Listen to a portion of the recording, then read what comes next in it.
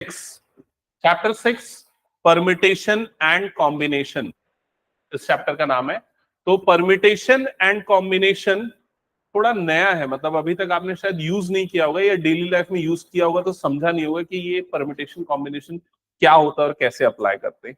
ठीक है, तो उसमें सबसे पहला जो कंसेप्ट है उसका नाम है फंडामेंटल प्रिंसिपल ऑफ काउंटिंग। ठीक है, तो ध्यान से समझना क्या होता है फंडामेंटल प्रिंसिपल ऑफ काउंटिंग। इसमें यह बोला जाता है कि अगर आप किसी काम को m तरीके से कर सकते हो, m नंबर ऑफ वेज से कर सकते हो, फॉलोड बाय दैट अगर आप कोई दूसरे काम को n नंबर ऑफ वेज से कर सकते हो, तो टोटल नंबर ऑफ वेज होंगे m इंटू n। नहीं समझ में आया? तो एक एग्जांपल से बताते। मान लो आपके पास अगर 3 टी शर्ट्स है, ठीक है, और आपके पास 2 पैंट्स है, ठीक है। अगर आपको एक टी शर्ट और एक पैंट पहनना है तो सबसे पहले आप टी शर्ट चूज कर रहे हो, तो आप कितने टी शर्ट चूज, कितने ऑप्शंस हैं आपके पास, कितने तरीके से टी शर्ट का सिलेक्शन कर सकते हो? 3। तो ये टी शर्ट का सिलेक्शन आप 3 तरीके से कर सकते हो। वैसे ही आपके पास 2 पैंट्स है तो पैंट्स का सिलेक्शन आप 2 तरीके से कर सकते हो, तो 2। तो टोटल नंबर ऑफ वेज जिससे आप ड्रेसअप हो सकते हो वो कितना आएगा? 6। तो 2 into 3 that is equals to 6। तो 6 डिफरेंट कॉम्बिनेशन से आप ड्रेसअप हो सकते हो। समझ में आया ये चीज? वही स्टेटमेंट मैं बोला, if a thing can be performed by m ways followed by that another thing can be performed by n ways, so total number of ways क्या होगा? m into n। ओके, अब अगर मान लो आपके पास 4 शूज भी हैं, तो अगर आप शूज का भी कलेक्शन देख रहे हो तो आप 4 अलग अलग तरीकों से शूज का सिलेक्शन कर सकते हो। तो अब टोटल नंबर ऑफ वेज जिससे आप ड्रेसअप हो सकते हो वो कितना हो जाएगा? 24 हो जाएगा। क्या ये क्लियर हो गया? फंडामेंटल प्रिंसिपल ऑफ काउंटिंग यही होता है। अब ये कहां पर और कैसे अप्लाई होगा समझना ध्यान से। जैसे अगर मान लो मेरे पास ABCDE ये 5 लेटर्स हैं, ठीक है, और मैं एक 4 लेटर का वर्ड बनाना चाहता हूं, ठीक है, और मैं ये कंडीशन रखता हूं कि ये जो 4 लेटर का जो वर्ड बना रहा हूं वो इन 5 लेटर से मिलके बना हुआ होना चाहिए, लेकिन कोई भी लेटर एक से ज्यादा बार नहीं आना चाहिए। तो मैं सबसे पहले इस वाले प्लेस पे एक लेटर यूज करूंगा, इन 5 में से कोई एक। तो इस वाले प्लेस को फिल करने के लिए मेरे पास कितनी चॉइसेस हैं? 5। So this place can be filled by 5 different ways.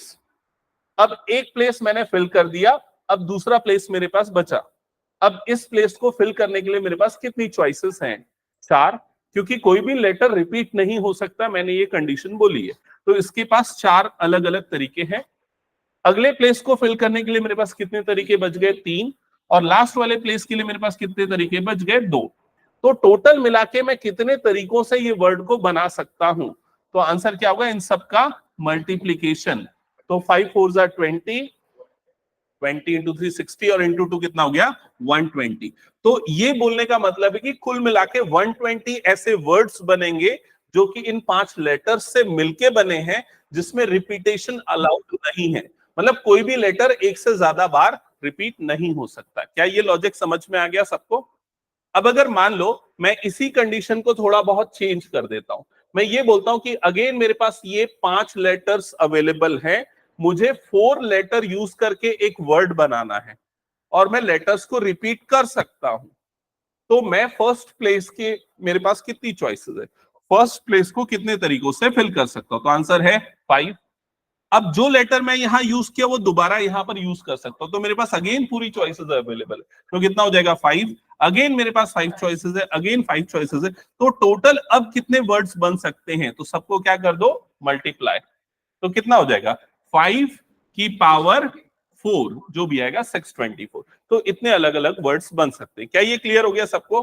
तो प्रिंसिपल ऑफ काउंटिंग या फंडामेंटल प्रिंसिपल ऑफ काउंटिंग क्या होता है और कैसे अप्लाई होता है, ये समझ में आया? सीमा आया समझ में? ओके, चलो अब यहां तक की चीजें क्लियर हो गई। अब ये देखते हैं कि क्वेश्चंस में किस तरीके से ये अप्लाई होगा। ठीक है, तो उस क्वेश्चन में सबसे फर्स्ट क्वेश्चन क्या लिखा हुआ है? How many 3 digit numbers can be formed? तो कुछ इंपॉर्टेंट चीजें हैं जो मैं यहां पर हाईलाइट कर रहा हूं कि 3 डिजिट नंबर्स, कितने 3 डिजिट नंबर्स फॉर्म कर सकते हैं हम यूजिंग द डिजिट्स 1 2 3 4 5। तो इन डिजिट्स को यूज करके कितने 3 डिजिट वाले नंबर्स बना सकते हैं? इसमें फर्स्ट कंडीशन है repetition of digit is allowed. Clear? तो हम यहां पर देखेंगे कि हमारे पास कितने ऑब्जेक्ट्स अवेलेबल हैं। तो सबसे पहले नंबर ऑफ अवेलेबल ऑब्जेक्ट्स कितने हैं लिख लेते हैं। Number of available objects, objects हमारे लिए नंबर्स हैं। कितने हैं, कितने ऑब्जेक्ट्स अवेलेबल है? टोटल 5। कौन कौन से? 1 2 3 4 5, ये 5 ऑब्जेक्ट्स अवेलेबल। ठीक है।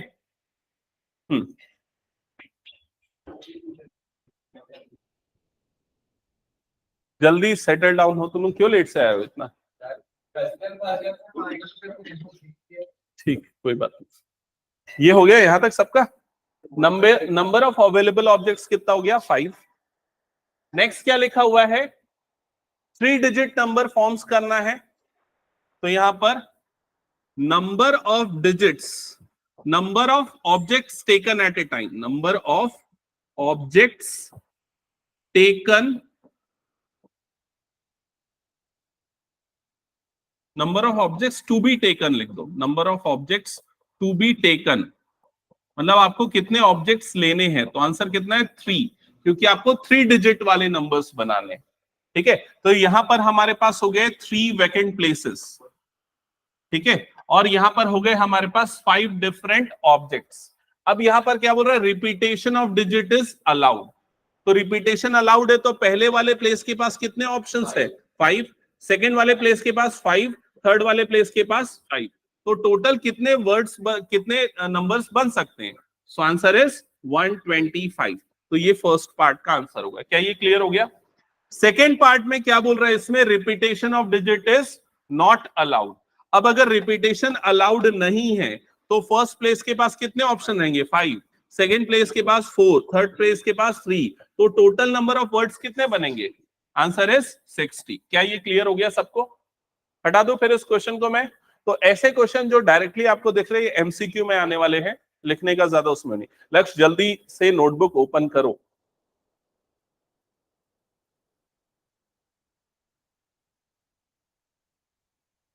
हटा दो फिर इसको मैं। हाँ, जल्दी कुछ नोट करना है तो कर लो, फिर नेक्स्ट क्वेश्चन स्टार्ट करो। हाँ, जो लोग लेट से आए हैं या लेट से ज्वाइन किए हैं उनको मैं बता दूं, परम्यूटेशन एंड कॉम्बिनेशन मैंने स्टार्ट किया है। और आज सबसे पहला टॉपिक जो है उसका फंडामेंटल प्रिंसिपल ऑफ काउंटिंग है, जो अगर अभी आपको समझ में नहीं आया तो अगले क्वेश्चन में मैं बताऊंगा तो शायद बेटर क्लियरिटी आ जाएगी। ठीक है, हटा दूं? सौभाग्य हो गया। चलो सेकंड क्वेश्चन से ध्यान दो। तो क्वेश्चन को पहले समझते हैं क्या लिखा हुआ है। How many 3 digit even numbers can be form. तो आपको क्या बोल रहा है कि कितने 3 डिजिट वाले इवन नंबर्स बन सकते हैं। किससे बन सकते हैं? डिजिट्स 1 2 3 4 5 6, इन डिजिट्स को यूज करके। और बोल रहा है digits can be repeated, digit repeat हो सकते हैं। तो सबसे पहले ना आप यहां 3 वैकेंट प्लेसेस बनाओ। 3 क्यों? क्योंकि हमको कितने डिजिट वाला नंबर बनाना है? 3 डिजिट वाला नंबर बनाना है। क्या ये क्लियर हो गया? अब इवन नंबर है या नहीं कोई नंबर, वो कैसे डिसाइड होता है? उसके वंस प्लेस वाले डिजिट से, यूनिट डिजिट से। तो यूनिट डिजिट पे अगर इवन नंबर है तो ये पूरा नंबर क्या हो जाएगा? Even number. तो अब देखते हैं हमारे पास जो ऑब्जेक्ट्स अवेलेबल है, नंबर्स अवेलेबल है, उसमें कितने इवन नंबर है। तो आंसर है 3। तो ये वाले प्लेस पे, ये वाले प्लेस को फिल करने के लिए हमारे पास सिर्फ 3 ही ऑप्शंस अवेलेबल है। So this place can be filled by 3 ways. Okay, अब ये वाले प्लेस के पास कितने ऑप्शंस हैं? तो टोटल 6 हैं। रिपीटेशन अलाउड है, मतलब जो यहां यूज हुआ यहां भी यूज हो सकता है। मतलब कितने ऑप्शंस हो गए? 6। और इस वाले प्लेस के पास कितने ऑप्शंस हैं? अगेन 6। तो इन सबको मल्टीप्लाई कर दो तो कितना आएगा? 108। तो टोटल 108 नंबर बन सकते हैं जो कि इस कंडीशन को फुलफिल करें। क्या ये क्लियर हो गया? अब फंडामेंटल प्रिंसिपल ऑफ काउंटिंग यही है। अगर आप इस चीज को इतने तरीके से कर सकते हैं, followed by that another thing can be done by this ways and another thing can be done by this way, so total number of ways will be multiplication of all these. That's it. हटा दो इस question को फिर मैं। अच्छा, अगर मान लो repetition not allowed बोला होता तो क्या होता? रिपीटेशन नॉट अलाउड अगर बोला होता इस क्वेश्चन में तो क्या होता? लक्ष्य इधर ध्यान दो। क्या होता है? करेक्ट आंसर क्या होता है? नहीं, रिपीटेशन नॉट अलाउड है। हमें 3 डिजिट का इवन नंबर बनाना है, तो कितने वर्ड्स, कितने नंबर्स बन सकते थे?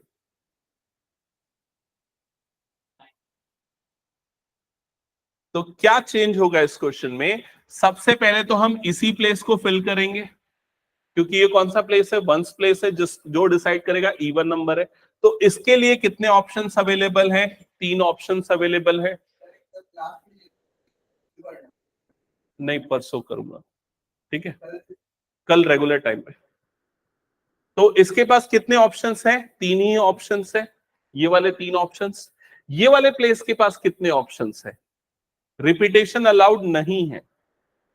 तो अगर मैंने इनमें से कोई एक नंबर यहां यूज कर लिया, तो टोटल अवेलेबल नंबर्स जो है वो एक कम हो गए, तो कितने बचे? 5। तो इस प्लेस के पास कितने ऑप्शंस बच गए? 5। अब इस प्लेस के पास कितने ऑप्शन बचेंगे बताओ? 4। क्यों 4 बचेंगे? क्योंकि 6 में से 2 मैंने यूज कर लिए, तो रिमेनिंग कितने बच गए? 4। अब इन सबको मल्टीप्लाई कर दो, तो 5 4 जा 20, 20 इंटू 3 कितना हो जाएगा? 60। ये कब? जब repetition is not allowed. Repetition is not allowed. और ये कब है? जब repetition is allowed.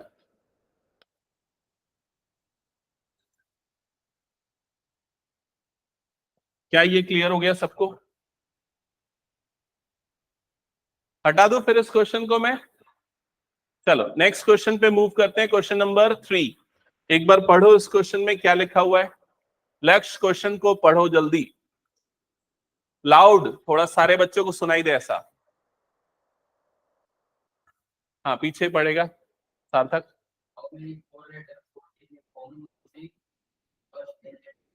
How many 4-letter code can be formed using first 10 letters of English alphabet? तो इंग्लिश अल्फाबेट के 10 लेटर्स को, स्टार्टिंग 10 लेटर को यूज करके 4 लेटर का कोड बनाना है। तो जो कोड बनाना है उसके लिए 4 वैकेंट प्लेसेस हो गए हमारे पास, ये क्लियर, ठीक है। और टोटल हमारे पास कितने ऑब्जेक्ट्स अवेलेबल हैं? ए बी सी डी ऐसा करते हुए टोटल 10 लेटर्स हमारे पास अवेलेबल है। अब ये देखो, रिपीटेशन अलाउड है क्या? लेटर्स रिपीट हो सकते हैं क्या? तो लिखा है no letters can be repeated. तो मैं यहां पर लेटर चूज करना स्टार्ट करता हूं। तो पहले प्लेस को फिल करने के लिए मेरे पास कितनी चॉइसेस हैं? 10। तो first place can be filled by 10 ways, second place can be filled by 9 ways, next place will be filled by 8 ways, और लास्ट वाले के लिए कितने ऑप्शंस? 7 ऑप्शंस। तो टोटल कितने? हाँ, तो टोटल कितने कोड्स बन सकते हैं? तो इन सबको मल्टीप्लाई कर दो, कितना आ रहा है? 7 8 जा 56 इंटू 9 कर दो, 9 6 जा 54 का 4, ये आ जाएगा 5, 9 5 जा 45 प्लस 5 5040 आएगा। यस, चेक कर लो एक बार।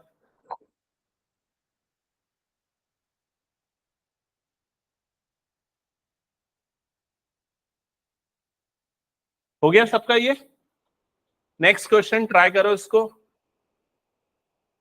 चलो ये तुम लोग बना के दिखाओ मुझे, मैं देखता हूं कितने बच्चों का ये सही बनता है।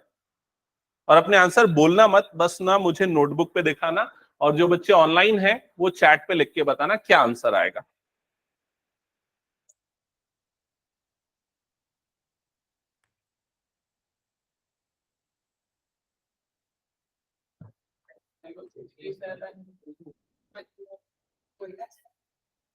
समझ में नहीं आया? कितने बच्चों को क्वेश्चन ही समझ में नहीं आया? फेयरली बोल दो। हाँ, ठीक है, अच्छे से पढ़ लिया ना? ओके। क्वेश्चन में लिखा है how many 5 digit telephone number can be constructed. तो 5 डिजिट वाले कितने टेलीफोन नंबर कंस्ट्रक्टेड कर सकते, बना सकते? तो पहले हमें यह पता चल गया कि 5 वैकेंट प्लेसेस है, 5 खाली जगह है हमारे पास। और हमारे पास कितने ऑब्जेक्ट्स अवेलेबल है, कितने डिजिट्स अवेलेबल है? 0 to 9, मतलब नंबर ऑफ डिजिट्स कितने हो गए? 10। तो we have 10 objects to fill this vacant place. ये क्लियर सबको? अब ये लिखा है ईच नंबर स्टार्ट्स विथ 67। इसका मतलब क्या है कि जो भी टेलीफोन नंबर स्टार्ट होगा उसके पहले दो नंबर्स क्या होंगे? 6 और 7 होंगे। मतलब पहला डिजिट फिक्स है, वो क्या आना चाहिए? 6, और दूसरा डिजिट भी फिक्स है, वो क्या आना चाहिए? 7। क्या ये क्लियर हो गया? जैसे कई लोगों की मोबाइल नंबर की सीरीज होती है ना, 98261 या 98265 लाइक दैट, तो वो पहले दो डिजिट फिक्स है उस मोबाइल नंबर में, फोन नंबर में। और ये लिखा है no digit appears more than once, कोई भी डिजिट एक से ज्यादा बार नहीं आना चाहिए। हाँ, तो बताओ क्या आएगा आंसर?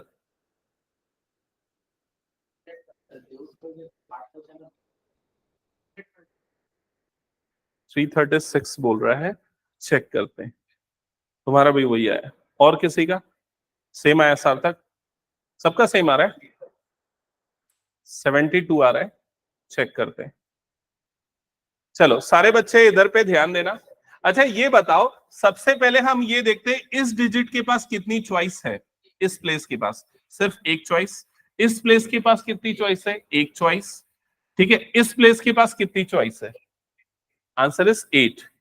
क्योंकि टोटल 10 में से दो हट गए तो इसके पास बच गई 8 चॉइसेस, रिपीट नहीं हो सकता। इसके पास कितनी चॉइसेस? 7। इसके पास कितनी चॉइसेस? 6। मल्टीप्लाई कर दो इन सबको। 8 7 जा 56 इंटू 6, तो कितना आ जाएगा? 6 6 जा 36 का 6, ये आ गया 3। 6 5 जा 30 प्लस 3 336। यही आ रहा था क्या आंसर? ओके, क्या ये सबको क्लियर हो गया? सीमा कोई डाउट है? ओके, ऑनलाइन में सबको क्लियर हटा रहा हूं, फिर मैं नेक्स्ट क्वेश्चन पे मूव कर रहा हूं। चलो नेक्स्ट क्वेश्चन देखो क्या लिखा हुआ है।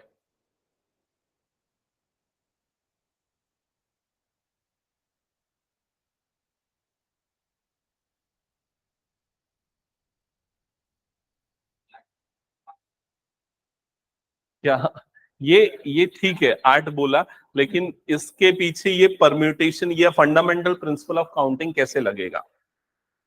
अगर हम 3 बार कॉइन को टॉस कर रहे हैं तो हमारे पास 3 तरह के आउटकम्स आएंगे। We have 3 vacant places.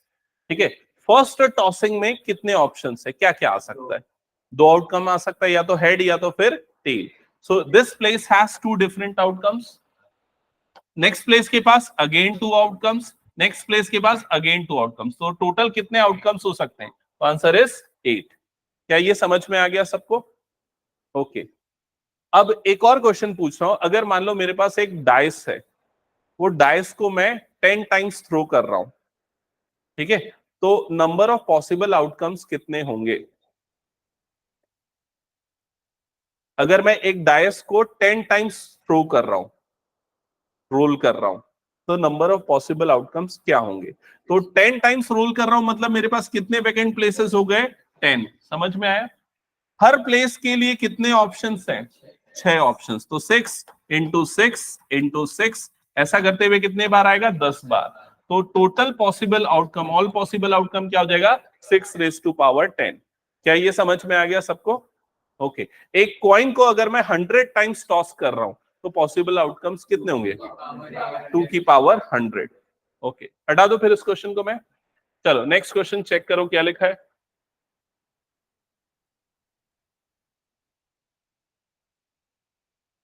Given 5 flags of different colours, आपके पास 5 अलग अलग कलर के फ्लैग्स है।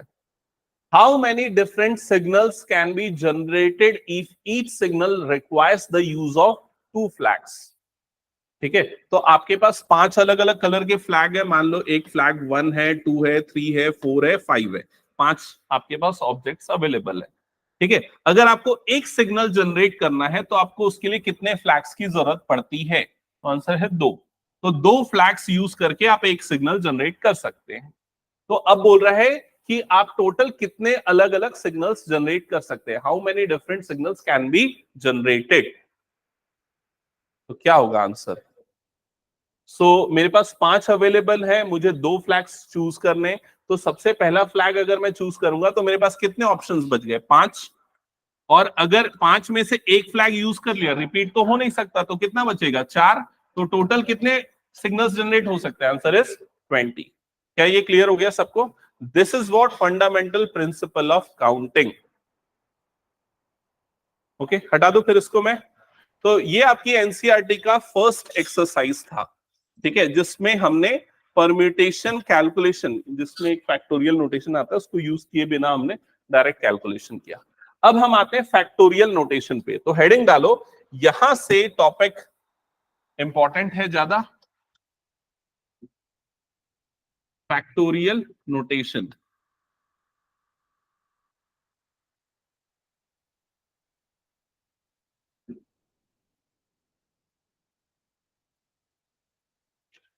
तो फैक्टोरियल नोटेशन क्या होता है समझना, यहां पर एन और ये जो सिंबल दिख रहा है, इस सिंबल को फैक्टोरियल बोलते हैं, या फिर कई बार इस सिंबल को भी फैक्टोरियल बोलते हैं। तो अगर कभी भी एन फैक्टोरियल लिखा हुआ है तो उसका मतलब होगा एन इनटू उससे एक छोटा नंबर।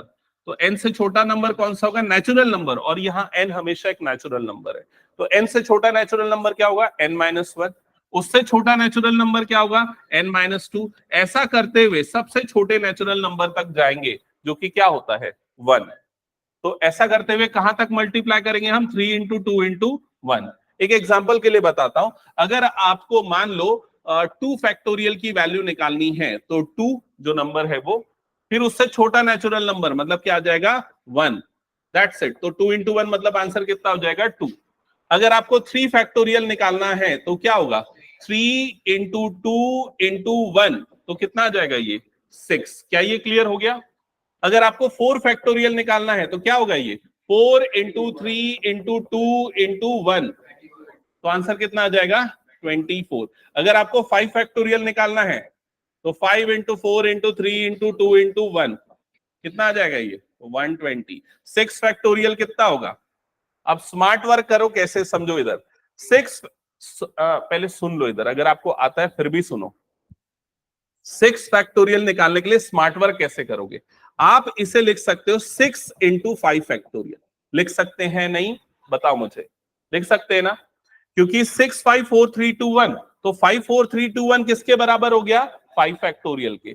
अब आपको 5 फैक्टोरियल की वैल्यू ऑलरेडी पता है, कितनी पता है, 120। तो कितना हो जाएगा, 6 इंटू 120, तो आंसर कितना आ जाएगा, 720। क्या ये क्लियर हो गया। अब वैसे अगर मान लो मुझे 7 फैक्टोरियल निकालना है तो कैसे निकालूंगा, मैं सिर्फ लिख दूंगा 7 इंटू 6 फैक्टोरियल लिख दूंगा, लिख सकते हैं ना, 7 इंटू 6 फैक्टोरियल, क्योंकि 7 6 5 4 3 2 1 that is equal to 6 factorial. So ये जाएगा 7 इंटू 720, तो आंसर कितना आ जाएगा, 7 टू 14 का 4 ही आ गया, 1 5040। क्या ये क्लियर हो गया। तो इस तरीके से स्मार्टली आपको कैलकुलेशन करना है फैक्टोरियल नोटेशन का। अब इसमें कुछ और चीजें ये बता दूं कि 0 का जो फैक्टोरियल होता है वो भी 1 होता है, और 1 का फैक्टोरियल भी क्या होता है, 1 होता है। और नेगेटिव नंबर का फैक्टोरियल पॉसिबल नहीं है, नेगेटिव नंबर का फैक्टोरियल नहीं निकल सकता, नॉट पॉसिबल। ठीक है, समझ गए ये।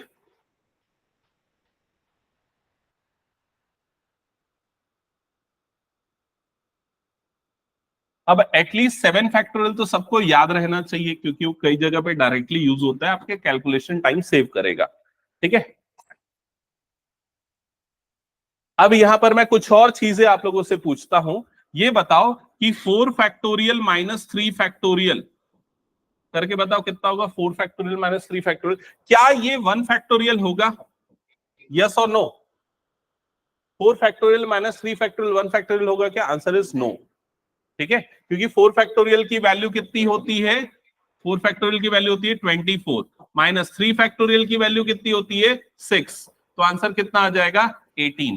तो आप ऐसे फैक्टोरियल को माइनस नहीं कर सकते। क्या ये समझ में आ गया सबको।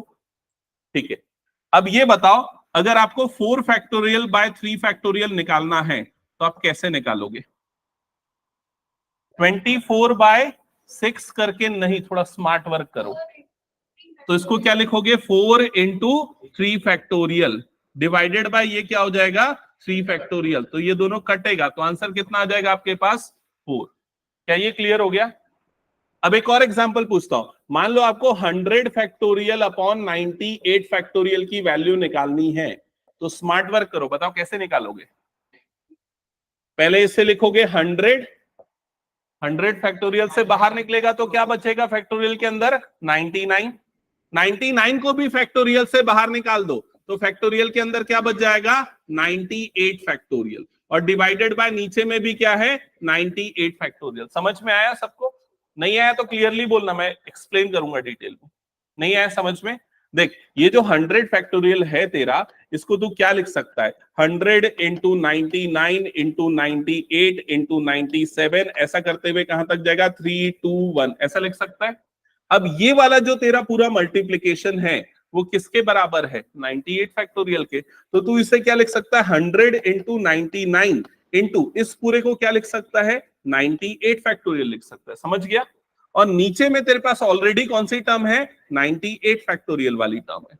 तो ये दोनों फैक्टोरियल फैक्टोरियल में सेम टर्म है तो वो कैंसल आउट हो जाएगी और फाइनली तेरे पास आंसर क्या आ जाएगा? 9900। ये दोनों का मल्टीप्लीकेशन। क्या ये लॉजिक क्लियर हुआ सबको? चलो एक आध दो छोटे छोटे कैलकुलेशन देता हूं, वो करके बताओ। मुझे ये बताना कि 50 फैक्टोरियल डिवाइडेड बाय 48 फैक्टोरियल कैसे सॉल्व करोगे इसे? क्या करोगे इसे? 50 इंटू 49 इंटू 48 फैक्टोरियल, ऐसा कर लोगे। और नीचे में क्या आ जाएगा यहां पर? 48 फैक्टोरियल। और ये वाली दोनों टर्म कैंसल आउट और इन सबका मल्टीप्लीकेशन। यस। क्या ये क्लियर हो गया सबको? ओके। चलो अब मैं एक एक और क्वेश्चन दे रहा हूं, ये हो सकता है थोड़ा सा नया लगे तुम लोगों को। ये बताना, अगर मैंने यहां पर नंबर लिखा है 5 इंटू 4 इंटू 3, ये लिखा हुआ है, और मैं बोलता हूं कि ये जो नंबर्स लिखे हैं ना, इनको फैक्टोरियल में बदल के बताओ, इसको फैक्टोरियल के फॉर्म में लिख के बताओ। 5 इंटू 4 इंटू 3। गुड। तो फैक्टोरियल में बदलने के लिए, समझ में आया क्वेश्चन क्या पूछ रहा हूं मैं? इनको फैक्टोरियल में कन्वर्ट करके बताओ। तो फैक्टोरियल में कन्वर्ट करने के लिए 5 इंटू 4 इंटू 3 इंटू 2 इंटू 1 ऐसा कर दूंगा। ऊपर में क्या मल्टीप्लाई कर दूंगा? 2 इंटू 1। और नीचे में भी उसको बैलेंस आउट करने के लिए किससे मल्टीप्लाई करना पड़ेगा? 2 इंटू 1। अब ऊपर वाला 5 4 3 2 1 ये किसका फैक्टोरियल होता है? 5 का। तो ऊपर वाला क्या बन जाएगा? 5 फैक्टोरियल। और नीचे वाला क्या बन जाएगा? 2 फैक्टोरियल। क्या ये समझ में आया सभी को? यस। जैसे अगर मान ली ये लिखा हुआ है 7 इंटू 6 इंटू 5 इंटू 4, इसको फैक्टोरियल में कन्वर्ट करो। अगर मैं ये बोलता हूं तो 7 6 5 4 किससे मल्टीप्लाई करना पड़ेगा? 3 फैक्टोरियल। और नीचे में भी क्या आ जाएगा? 3 फैक्टोरियल। और ऊपर वाला क्या बन गया सीधा? 7 फैक्टोरियल डिवाइडेड बाय 3 फैक्टोरियल। क्या ये लॉजिक क्लियर हुआ सबको? प्रखर समझ में आया? ओके। अब चलो कुछ एनसीईआरटी के सिंपल क्वेश्चंस देख लेते हैं। एनसीईआरटी में तो काफी सिंपल है। आप लोग अपनी बुक एक बार चेक करो और 2-3 क्वेश्चंस बना के दिखाओ। हाँ, तो मेरे ख्याल से ये तो बना लोगे। 8 फैक्टोरियल कैलकुलेट हो जाएगा। 4 फैक्टोरियल माइनस 3 फैक्टोरियल ऑलरेडी हमने कर लिया है। ये वाला क्वेश्चन चेक करो नेक्स्ट। हाँ, चेक करो क्या 3 फैक्टोरियल प्लस 4 फैक्टोरियल 7 फैक्टोरियल के बराबर है या फिर नहीं। कैलकुलेट करके दिखाओ फास्ट।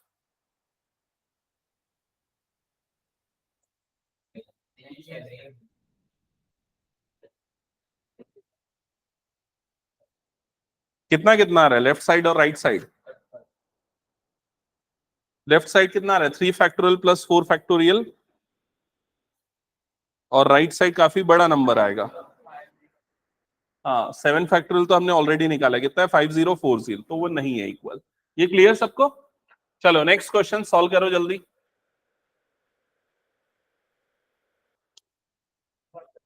कंप्यूट मतलब कैलकुलेट।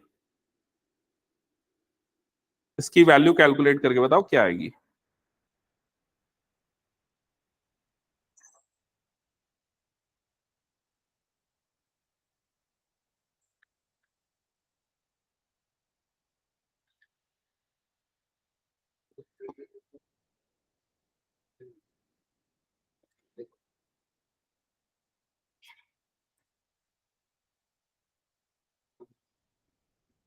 कैसे कर रहे हो? स्मार्टली कर रहे हो कि नहीं ये बताओ।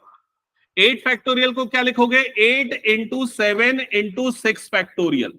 और अपॉन में क्या आ जाएगा 6 फैक्टोरियल। 2 फैक्टोरियल की वैल्यू कितनी होती है 2 इंटू 1, ये दोनों कट जाएगा, 2 1 जा 2 4 जा कटेगा, 7 4 जा कितना आ जाएगा 28। यस सुयश करेक्ट है 28, मैंने 27 लिख दिया था। हाँ क्या ये क्लियर हुआ सबको?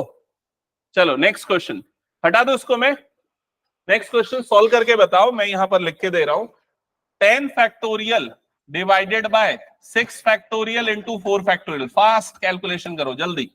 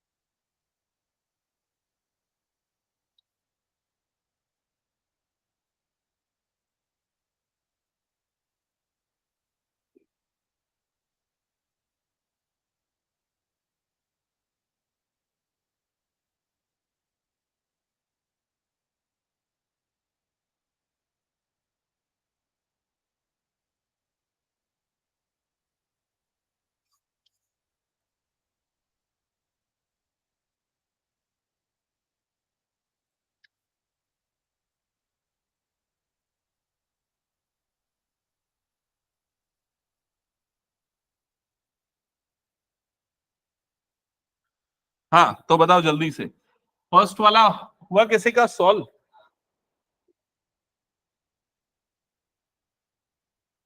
ऑनलाइन में ये उमांश सॉल्व कर रहे हो? यस अनवी का 210, सुयश का 2, ओके ठीक है। तो फर्स्ट का 210 आएगा, आंसर करेक्ट है। जिनका आ गया है, जिनका नहीं आया इधर चेक करना, और जिनका आ गया क्वेश्चन 2 स्टार्ट कर देना। तो क्वेश्चन नंबर 1 को सॉल्व करने के लिए क्या लिखेंगे? सबसे पहले 10 फैक्टोरियल इंटू 9 फैक्टोरियल इन सॉरी 10 फैक्टोरियल है ना, तो उसे लिखेंगे 10 इंटू 9 इंटू 8 इंटू 7, और बाकी बच्चे को लिख देंगे 6 फैक्टोरियल। नीचे वाले में ये 6 फैक्टोरियल एज इट इज, और ये जो 4 फैक्टोरियल है उसे लिख देंगे 4 इंटू 3 इंटू 2 इंटू 1। अब क्या करना, 6 फैक्टोरियल वाली टर्म्स को कैंसल आउट कर देना, फिर ये 4 1 जा 4 2 जा 8 कटेगा, ये 2 और ये 2 भी कट जाएगा, ये 3 1 जा 3 3 जा 9 ये भी कट जाएगा। सो फाइनली आंसर आ जाएगा 210। यस सबका हो गया। सेकेंड क्वेश्चन बना किसी का?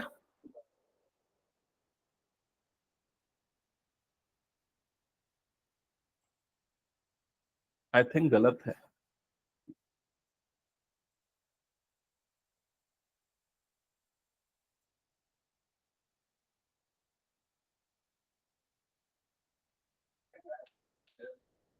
कितना आ रहा है? क्या होगा? करेक्ट है 100। और किसी का बना? स्मार्ट वर्क करना पड़ेगा। देखो कैसे, समझो। यहां पर क्या लिखा हुआ है 11 factorial minus 10 factorial divided by 9 factorial. तो सबसे छोटा फैक्टोरियल कौन सा है? 9 फैक्टोरियल, सबसे छोटा 9 फैक्टोरियल है। तो आप इसे 9 फैक्टोरियल में बदलने के लिए क्या करोगे? इसे लिखोगे 11 इंटू 10 इंटू 9 फैक्टोरियल, ऐसा लिखोगे। इसे क्या लिखोगे माइनस, क्या लिखोगे 10 इंटू 9 फैक्टोरियल। क्या ये समझ में आया मैंने क्या किया? डिवाइडेड बाय डिनोमिनेटर में क्या बचेगा 9 फैक्टोरियल। क्या ये क्लियर? अब ऐसा करने से क्या हुआ, न्यूमरेटर की दोनों टर्म्स में से क्या कॉमन निकल जाएगा 9 फैक्टोरियल। तो 9 फैक्टोरियल निकला कॉमन, तो ब्रैकेट के अंदर क्या बचा 100 इंटू 10 माइनस 10 डिवाइडेड बाय नीचे में क्या बचा 9 फैक्टोरियल। अब ये दोनों 9 फैक्टोरियल को काट दो, तो कितना हुआ ये 110 माइनस 10, सो आंसर इज 100। क्या ये सबको क्लियर हो गया? एक बार चेक कर लो।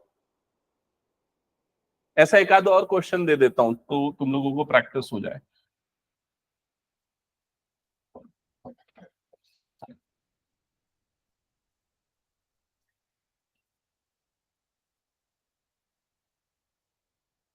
ये वाला क्वेश्चन सॉल्व करके देखा ना सर, क्वेश्चन नंबर 4।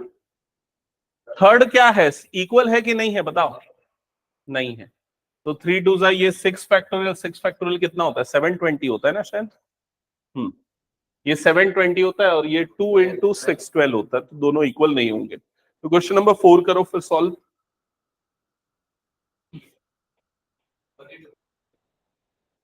फोर्थ का आंसर आई थिंक गलत है। 41 इज करेक्ट।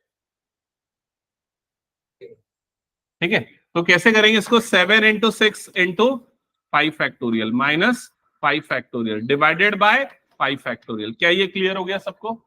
अब न्यूमरेटर से क्या कॉमन निकाल लो? 5 फैक्टोरियल। यहां क्या हो जाएगा? 7 into 6 minus 1 divided by denominator में कितना आ गया? 5 फैक्टोरियल। ये दोनों टर्म्स को काट दो 5 फैक्टोरियल वाली, तो कितना बच गया? 42 माइनस 1, सो आंसर इज 41। क्या ये क्लियर सबको? हटा दो इस क्वेश्चन को। चलो अब नेक्स्ट लेवल के क्वेश्चन पे चलते हैं। इस तरह के मैं 3-4 क्वेश्चंस दूंगा, चलो सारे सॉल्व करके दिखाओ। सो क्वेश्चन है find the value of x. Find x, और फर्स्ट है 1/4 factorial plus 1/5 factorial is equals to x/6 factorial. ये फर्स्ट है। सेकंड है x/10 factorial is equals to 1/8 factorial plus 1/9 factorial. और थर्ड है 1/6 factorial plus 1/7 factorial plus x/8 factorial. तो ये total 3 questions हैं जिनको आपको सॉल्व करके x की वैल्यू निकाल के बतानी है। कितने बच्चों के स्कूल में ये वाला चैप्टर हो गया है या चल रहा है या जो भी पढ़ा रहा है, स्टार्ट हुआ है? ओके, केपीएस डूंडा में हो गया है? हो गया, एब्सेंट थी, ओके चलो ठीक है। तो इधर पे ध्यान देना, इस तरह के क्वेश्चन बहुत इंपॉर्टेंट है एग्जाम के टेस्ट के हिसाब से। कैसे बनेंगे मैं फर्स्ट एग्जांपल आपको बताता हूं, समझना। नहीं समझ में आया तो सेकंड भी बताऊंगा, बट उसके बाद एटलीस्ट आपको बनना चाहिए। तो यहां पर x/6 फैक्टोरियल ऐसा दिया हुआ है, x निकालना है। तो सबसे पहले क्या करना कि आप सभी को फैक्टोरियल में बदलने की, सभी को सेम टाइप के फैक्टोरियल में बदलने की कोशिश करना। तो उसके लिए हमारे पास 2 चॉइस है, या सबको 6 फैक्टोरियल बना दे, या सबको सबसे छोटा मतलब क्या बना दे? 4 फैक्टोरियल बना दे। तो मैं एक काम करता हूं, सबको 6 फैक्टोरियल बनाता हूं। उससे एक आसानी होगी। क्या होगी मैं बताता हूं। तो 6 फैक्टोरियल बनाने के लिए मुझे यहां पर क्या मल्टीप्लाई करना पड़ेगा? नीचे में नहीं, नीचे में मल्टीप्लाई करना पड़ेगा 6 इंटू 5। समझ में आ रहा है ये चीज? तो 6 इंटू 5 और 4 फैक्टोरियल, मतलब ये पूरा क्या बन जाएगा? 6 फैक्टोरियल। क्या ये लॉजिक क्लियर हुआ सबको? तो अगर मैं नीचे में 6 इंटू 5 मल्टीप्लाई कर रहा हूं तो मुझे ऊपर में भी मल्टीप्लाई करना पड़ेगा, तभी बैलेंस होगा वो वाला टर्म। ठीक है, वैसे ही दूसरे टर्म में क्या मल्टीप्लाई करना पड़ेगा बताओ? नीचे वाले टर्म को 5, 6 नीचे और 6 क्या हो जाएगा? ऊपर। और राइट साइड वाले में मुझे कुछ नहीं करना पड़ेगा क्योंकि ऑलरेडी क्या वहां पर क्या है? 6 फैक्टोरियल। क्या ये लॉजिक क्लियर हुआ सबको? अब ये वाली टर्म क्या बन जाएगी? 6 5 जा, ये कितना हो गया? 30। और नीचे वाला टर्म 6 इंटू 5 इंटू 4 3 2 1, मतलब कितना बन गया? ये पूरा 6 फैक्टोरियल। प्लस ये वाली टर्म क्या बनेगी? 6/6 फैक्टोरियल। और राइट साइड वाली टर्म क्या है? x/6 factorial. क्या ये पूरा क्लियर हो गया सबको? अब क्या करोगे बताओ? एलसीएम। तो एलसीएम में नीचे यहां पर क्या बन जाएगा? 6 फैक्टोरियल। ऊपर में क्या आ गया? 30 प्लस 6। और राइट साइड में क्या है? x/6 factorial. अब ये वाली दोनों टर्म कैंसल आउट हो जाएंगी। तो 30 प्लस 6 मतलब कितना हो गया? 36। तो x की वैल्यू कितनी आ गई? 36। समझ में आया सबको? ये बन जाएगा? प्रखर नहीं आया समझ में?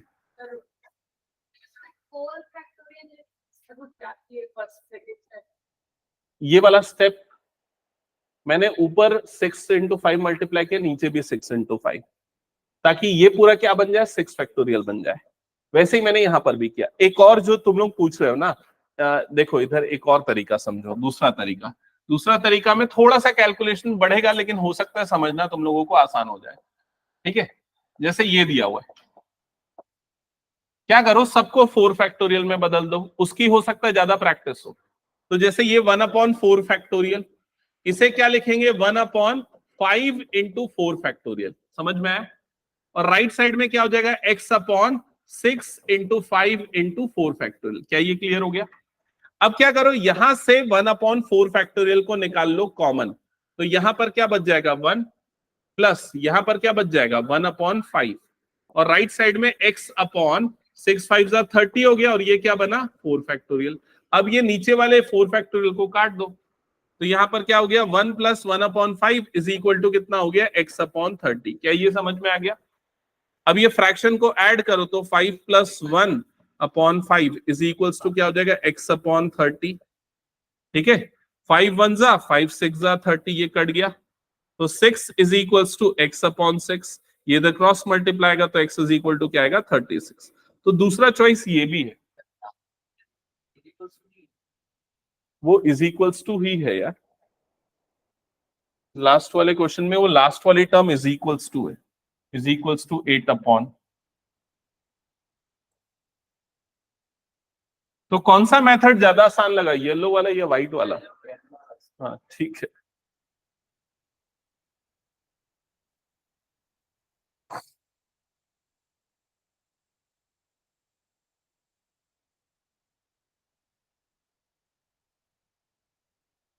सेकंड किसका किसका बन गया है?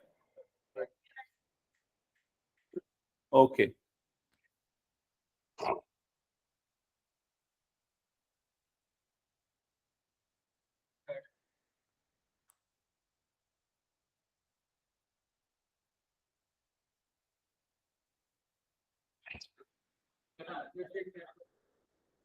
करूंगा।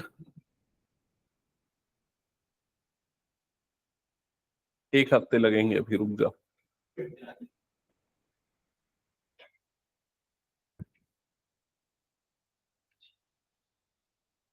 तो ये तीनों बन गया सबका। आखिरी वाले का 7 × 8 56 + 8 64 करेक्ट है। तो अगर अच्छे से प्रैक्टिस कर लिया ऐसी देख के बता दोगे कुछ सॉल्व नहीं करना है। कैसे देखो कैसे देख के बता दोगे? जैसे ये वाला क्वेश्चन है ना इसको 10 फैक्टोरियल बनाने के लिए ऊपर में किससे मल्टीप्लाई करना पड़ेगा 10 × 9 नीचे बन जाएगा 10 फैक्टोरियल। इसको 10 फैक्टोरियल बनाने के लिए किससे मल्टीप्लाई करना पड़ेगा 10 और नीचे के सारे 10 फैक्टोरियल कट जाएंगे तो 90 + 10 कितना आ गया 100। वैसे इसे अगर 8 फैक्टोरियल बनाना है तो किससे मल्टीप्लाई करना पड़ेगा 7 × 8 समझ रहे हो? इसको किससे मल्टीप्लाई करना पड़ेगा 8 और ये 8 फैक्टोरियल सारे कट जाएंगे 7 8 कितना हो गया 56 + 8 तो ये x की वैल्यू कितनी आ जाएगी 64। क्या ये क्लियर हो गया सबको?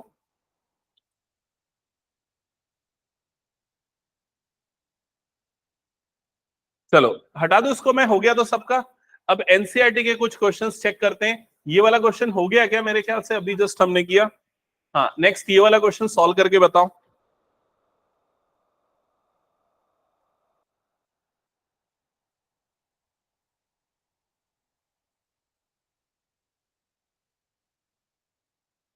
हेलो हाँ बस मेरे हाँ हाँ कुछ नहीं।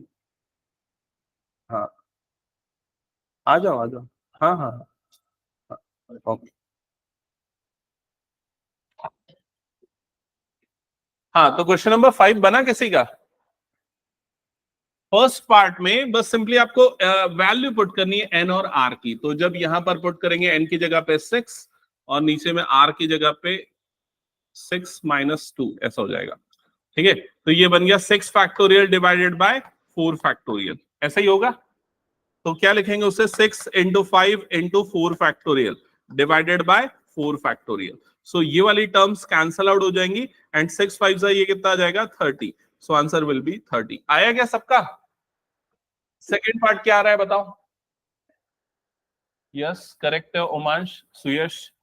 ओके नेक्स्ट यहां पर वैल्यू पुट करेंगे 9 factorial divided by 9 - 5 full factorial. तो हो जाएगा 9 फैक्टोरियल डिवाइडेड बाय 4 फैक्टोरियल। तो हो जाएगा 9 × 8 × 7 × 6 × 5 × 4 फैक्टोरियल डिवाइडेड बाय 4 फैक्टोरियल। क्या है आंसर? जयती सॉल्व किया? ठीक है कैलकुलेशन मत करो उतना। ये कट जाएगा और आंसर ऐसा कुछ आएगा जो भी आएगा उसको चेक कर ले।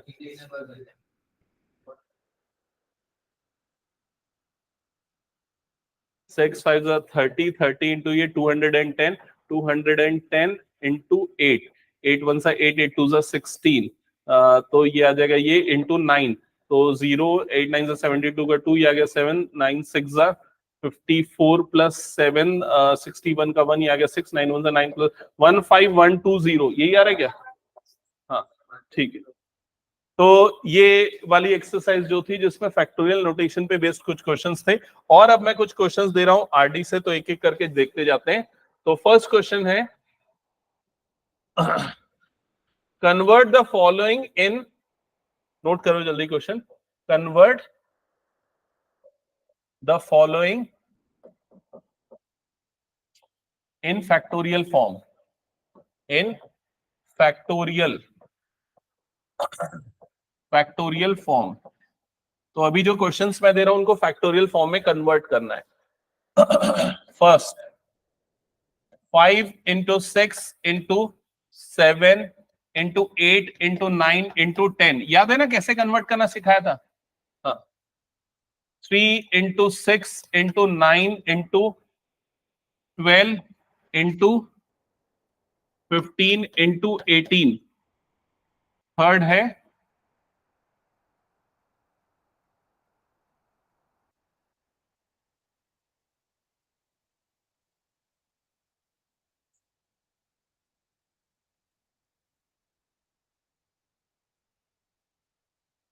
2 इंटू 4 इंटू 6 इंटू 8 इंटू 10। ये तीन क्वेश्चंस। हाँ, तो सॉल्व करके दिखाना। नहीं, फर्स्ट वाला बन गया क्या? ट्राई कर ले एक बार, मैं सेकंड वाला बता दूंगा लेकिन तब तक।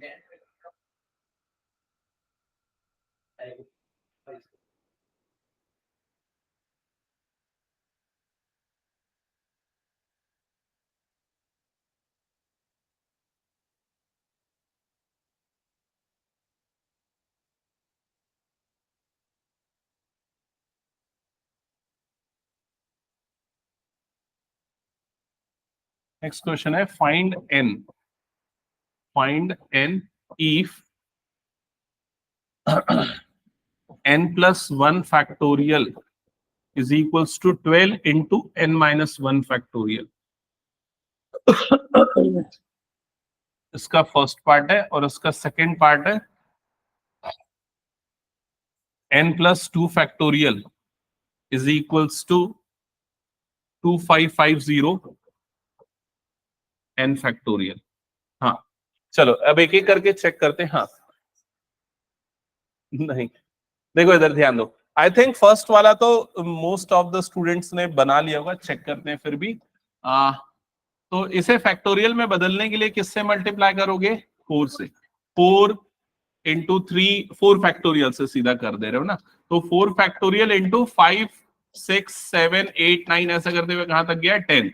और नीचे में भी क्या आ जाएगा? 4 फैक्टोरियल। ऐसे किया तो ऊपर वाला पूरा टर्म क्या बन गया आपका? 10 फैक्टोरियल, और नीचे में क्या आ गया? 4 फैक्टोरियल। तो ये आंसर आ गया सबका। हाँ, अब ये वाले क्वेश्चन में प्रॉब्लम जा रही है क्या सबको? हाँ, तो क्या क्या लॉजिक यूज कर सकते हैं? एक चीज तो क्लियरली दिख रही है, ये 3 के क्या है? मल्टीपल्स हैं। तो मैं फर्स्ट नंबर को क्या लिख सकता हूं? 3 इंटू 1।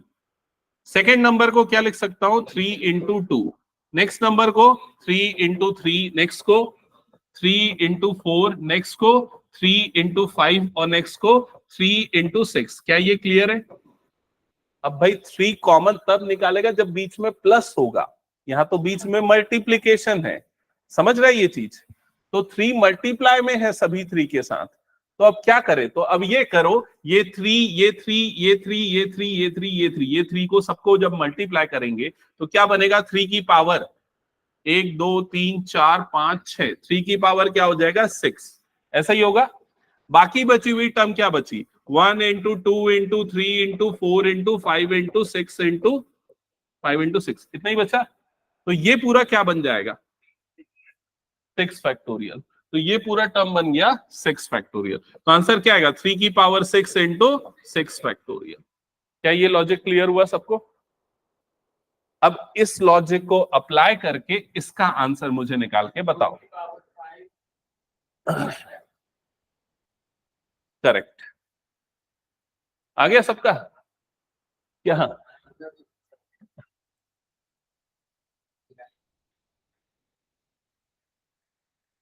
सीधे ये देख लो ना, ये 2 की टेबल है, कहां तक जा रहा है? 5 तक। तो 2 की पावर 5 इंटू 5 फैक्टोरियल। समझ गए? अब अगर मान लो ऐसा दे दूं मैं, 10 इंटू 100 इंटू 1000 इंटू 10,000, बताओ क्या आएगा फैक्टोरियल में कन्वर्ट करोगे तो? 10 की पावर 4 इंटू, क्या हुआ, लॉजिक चेक करो। नहीं, 10 की पावर 4 इंटू 4 फैक्टोरियल। नहीं है समझ में क्या ये?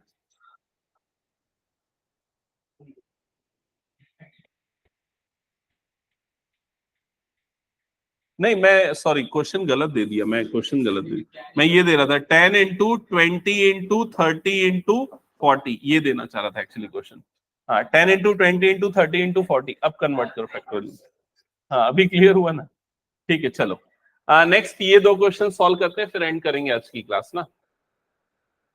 फाइंड एन, आपको एन की वैल्यू फाइंड आउट करनी है और ये दो चीजें गिवन है। चलो, सबसे फर्स्ट पार्ट कैसे सॉल्व होगा? क्या लिखा है यहां पर? n+1 factorial is equal to 12 into n-1 factorial.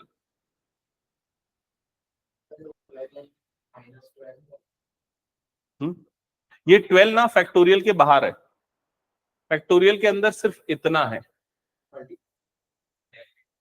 नहीं, वो अंदर नहीं जाता ना, ऐसा नहीं होता। जैसे अगर मान ले ऐसा बोल रहा है तो 2 इंटू 6 फैक्टोरियल, तो उसको 2 को अंदर भेज के 12 फैक्टोरियल लिख सकते हैं, ऐसा नहीं होता है। ठीक है? हाँ, तो कैसे सॉल्व करें? तो ध्यान से समझो, इसको मैं कैसे सॉल्व करूंगा। अगर मान लो मैं n+1 को फैक्टोरियल के बाहर निकाल दूं, तो फैक्टोरियल के अंदर क्या बचेगा? बताओ क्या बचेगा? नहीं आया समझ में? नहीं। जैसे अगर मान लो 7 फैक्टोरियल है, मैं 7 को फैक्टोरियल से निकाल लिया, तो फैक्टोरियल के अंदर क्या बचेगा? क्या बचेगा? 6 फैक्टोरियल। कैसे पता चला? एक कम कर देते हैं। तो वैसे ही n+1 फैक्टोरियल है, अगर मैंने n+1 को फैक्टोरियल से बाहर निकाल दिया, तो क्या बचेगा? n बचेगा ना। इसमें से -1 करेगा तो क्या बचेगा? n बचेगा ना। आया कि नहीं सबको समझ में ये? तो अगर मैंने n+1 को बाहर निकाला तो फैक्टोरियल के अंदर क्या बच जाएगा? n बच जाएगा। ये क्लियर लॉजिक सबको?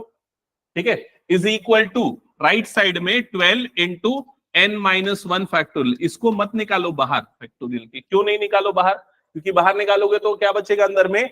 n-2 बचेगा, एक और कम हो जाएगा। क्लियर? लेकिन मुझे n-2 नहीं चाहिए, मुझे इस वाली टर्म को बनाना है n-1। ठीक है, तो इसलिए पहले मैंने क्या बाहर निकाला? n+1। अब क्या फिर से बाहर निकालता हूं इस फैक्टोरियल के अंदर से, तो क्या बाहर निकलेगा फैक्टोरियल के अंदर से? देखो जल्दी, n निकलेगा बाहर, तो अब फैक्टोरियल के अंदर क्या बच जाएगा? n-1 बच जाएगा। क्या ये लॉजिक समझ में आया कि नहीं? और राइट साइड वाली जो टर्म है मेरे पास, वो क्या है? 12 इंटू n-1 का फैक्टोरियल।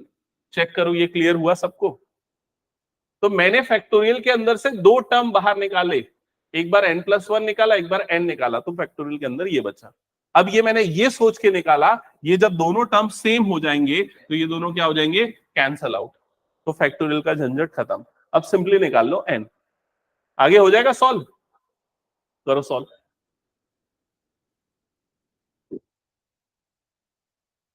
हाँ, कुछ डाउट है तो पूछ लेना अनम्यूट करके, और आंसर है तो लिख के बता दो, ये चैट में बता दो।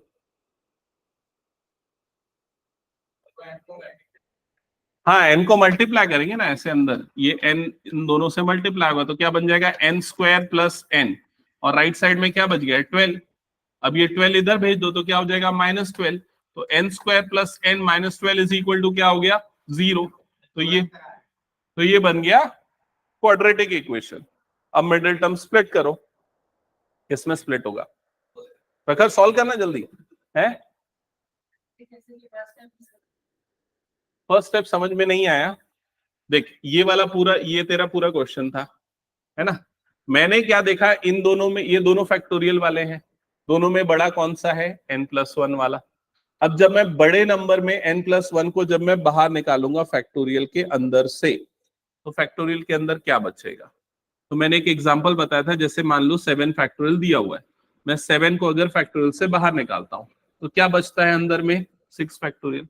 तो वैसे ही अगर n+1 फैक्टोरियल है, मैं n+1 को यदि बाहर निकालता हूं तो फैक्टोरियल के अंदर क्या बचेगा? तो जो भी नंबर है -1 कर दो, वो बचेगा, एक कम वाला बचेगा। तो इसमें से एक कम कर दो तो क्या बचा? यहां पर n बचा। क्या ये समझ में आया? अब मैंने फिर से क्या बोला कि n को भी फैक्टोरियल से बाहर निकाल दो। तो अगर n फैक्टोरियल से बाहर निकला तो अब फैक्टोरियल के अंदर क्या बचेगा? तो n अगर निकलेगा तो इसमें से -1 कर दो, तो क्या बच जाएगा फैक्टोरियल के अंदर? n-1। तो मैंने वही किया, पहले n+1 बाहर निकाला, फिर n बाहर निकाला, तो क्या बचा? n-1। ऐसा करने से ये दोनों n-1 वाले फैक्टोरियल कट गए। अब मेरे पास बिना फैक्टोरियल वाली टर्म बच गई यहां पर। क्लियर हुआ? जिससे मुझे क्वाड्रेटिक इक्वेशन मिली, जो ये दिख रहा है। हाँ, इसको सॉल्व किया, फिर क्वाड्रेटिक इक्वेशन। तो यहां मिडिल टर्म किसमें स्प्लिट किया? 4n और -3n में, इसमें स्प्लिट होगा। सॉल्व करने से आपको n की दो वैल्यू मिलेगी, एक क्या मिलेगी? -4 और दूसरी मिलेगी +3। लेकिन हम -4 नहीं लेंगे, सिर्फ क्या लेंगे? +3। क्यों? करेक्ट, क्योंकि फैक्टोरियल सिर्फ पॉजिटिव नंबर के लिए होता है, नेगेटिव नंबर के लिए नहीं। अब ये लॉजिक समझ में आया तो सेकंड क्वेश्चन सॉल्व करो। जिसको समझ में नहीं आया पूछ लो, दोबारा मैं एक्सप्लेन कर देता हूं। आयुष क्लियर है? और ऑनलाइन में आयुष सॉल्व कर रहा है ना? कौन से वाले का आंसर बता रहा है उमांश?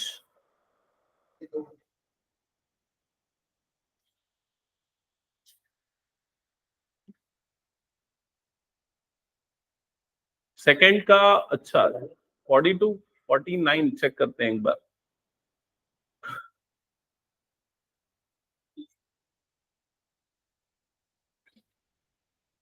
सर 52 52 आ रहा है, ओके।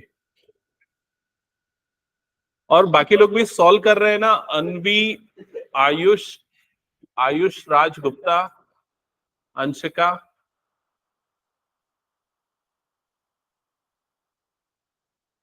तुम लोग का हो गया सॉल्व?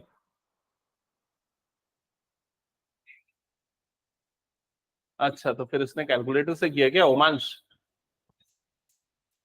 उसको अलाउड है Yes, कैलकुलेटर? मेरे एग्जाम में तो अलाउड है। हाँ, ओके। हाँ, तो सबसे पहले इसमें क्या किया तुम लोगों ने, बताओ? पहले फैक्टोरियल के अंदर से क्या बाहर निकाला? n+2। तो फैक्टोरियल के अंदर पे क्या बच जाएगा? n+1 factorial. और बाहर में ऑलरेडी 2550 n फैक्टोरियल तो था ही। स्टिल एक बार और n+1 को भी बाहर निकालेंगे, तो फैक्टोरियल के अंदर में बच जाएगा n। तो n+1 n+2 ये बाहर निकल चुका है, n फैक्टोरियल बचा है। और राइट साइड में क्या है? 2550 इंटू n फैक्टोरियल। क्या यहां तक सबको क्लियर हो गया? अब ये दोनों n फैक्टोरियल वाली टर्म्स कैंसल आउट हो गई, यहां तक क्लियर? और ये वाली जब टर्म्स मल्टीप्लाई होंगी ये दोनों, तो आपको एक क्वाड्रेटिक इक्वेशन मिलेगी। क्या हो जाएगा? n² plus 2n plus n plus 2 is equals to 2550, ऐसे ही आएगा। तो ये हो जाएगा n² plus 3n plus 2 minus 2550 is equals to क्या हो जाएगा? 0। तो हो जाएगा n² plus 2n minus 2548 is equals to 0। ये बनेगा आपका क्वाड्रेटिक इक्वेशन। फिर किस में स्प्लिट होगा ये? 52n और -49n में। चेक करके देखो तो इसी में हो रहा है कि नहीं। सिर्फ यूनिट डिजिट को मल्टीप्लाई करके देख लो। 9 2 जा कितना हो रहा है? 18। तो देखो 8 आ रहा है यहाँ पर यूनिट डिजिट। समझ गए? तो ये कुछ बड़ा क्वेश्चन था फैक्टराइजेशन के पॉइंट ऑफ व्यू से। एक आएगा 52 -52 और +49। तो आंसर आप लोगे +49, पॉजिटिव नंबर। ठीक है, तो समझ गए फैक्टोरियल्स?